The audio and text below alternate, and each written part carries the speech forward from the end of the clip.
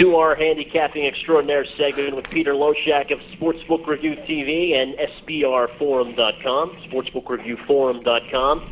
Last time we were chatting, Peter, about you rolling over your prize money in your first place from Beat the Pick contest in the football season. Is that still going on right now? Yep. I'm about 62% done.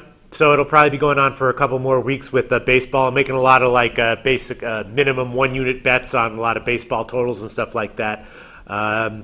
So yeah, it's still going on. I'm up about $500 or $400, which is pretty decent. I'm just happy that I didn't embarrass myself by going down. I noticed on one of your last posts you had mentioned possibly betting the Pirates, which is that a good idea, a bad idea? I definitely think that they are an undervalued team. That they're in general going to be a good bet for the next at least month or two. Tonight, they're in St. Louis for the second of the series. James McDonald will start for the Bucks. It's his first start. He's coming off a bit of a side strain. Yeah. He had a pretty good cameo last year.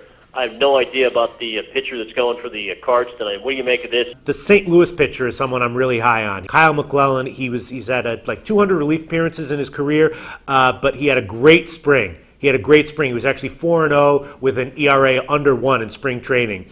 And a lot of times you take these spring training numbers with a grain of salt, but when you're looking at a guy like this who has, a lot of major league experience and now is converting to a starter and has done well, that might not necessarily translate to success in his first start, but it's definitely a very, very promising sign.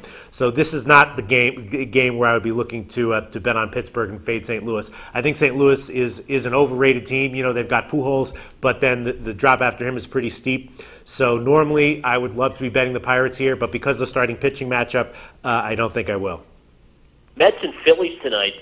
Yeah. Cole Hamels is on for Philadelphia, but I noticed the money line on the Mets is huge, plus 170, 175. Right. What do you think about this game? Chris Young is, of course, starting for the Mets. He ran into injury troubles, which happens all the time with pitchers, and now he's coming back, and it's just not real clear how he's going to be long term. He had a good spring.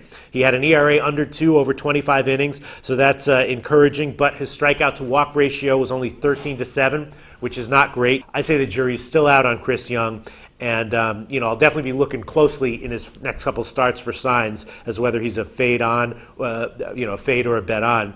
But in this game, I'm probably going to lay off. Chicago is playing Phoenix in right. the United Center. Chicago's looking for the top spot. Phoenix, maybe without Steve Nash again, but the spread is like 11. I mean, it seems like a spot where it would be smart to bet the Bulls at home. They would crush this team. Yeah. But would you be hesitant to do so? Well, no, I wouldn't. I mean, it's another game where there's a lot of unknowns. The Suns, before they were eliminated from the playoffs, looked like they were already sort of starting to quit. And then they were eliminated on Sunday. So, the momentum is not in their favor. I mean, all signs are that they might just completely roll over. The Bulls also get Noah back for this game. And 11, at first it seems like a big line. I would actually be leaning towards taking the Bulls minus 11 in this spot. And then another huge spot, the Lakers are giving 14 to the Jazz. Yeah. They're looking to L.A. come back off their first, only one of 2 losses since the All-Star break. Can they cover the 14 against Utah? Well, if they want to, they can. The question is, do they want to? They're kind of locked right into the number 2 seed. I think they're 2.5 games out of first, 2.5 games over the third place team. Considering where they are in the playoff picture, and it's coming to the end of the season, they're dealing with a bunch of injuries. I'm not sure that they have the motivation to get to cover a 14-point spread in this one. I would lean slightly towards Utah and slightly towards the under 192 in that one. Peter Loshak, SBR TV, SBRforum.com. How'd the NCAA turn out for you? Overall, it turned out really good. I was on Butler. I admit I was on Butler. I can admit that, right? Sure. That's not. I was on it too. I made the same mistake. Really? It's funny because on SBR there were people mentioning that a bunch of people had actually watched the first 2 games of the Final Four. And this is why it's actually great to read SBR, and I should read it more. There were a bunch of people who watched the first 2 games of the Final Four, and they were like, listen, these rims are either greasy, they're really hard to shoot on. The first 2 games went under. And there were a bunch of threads with people posting that the under was a gift. And the under was pretty low. It was like 129. And they were like, it's just a hard place, a hard arena to shoot in. The rims look very, greasy, hard to shoot in. And they were like, under's a lock. It was a low total, but turns out they were spot on. So, yeah. I like that you point out that part of the site, which is really fun to read some of the handicapping forum posts. Like somebody had just posted 7 games tonight in the NBA with spreads of 9 or more.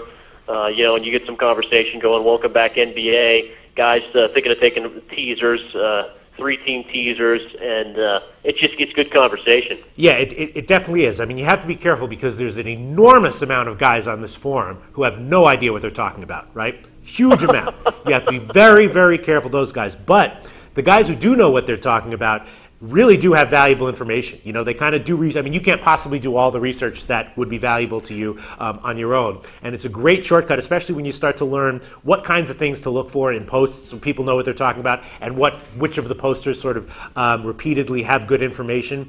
And it's definitely, when you start to realize who's who and what to look for, it can be a very valuable research tool on SBR, definitely, for sure.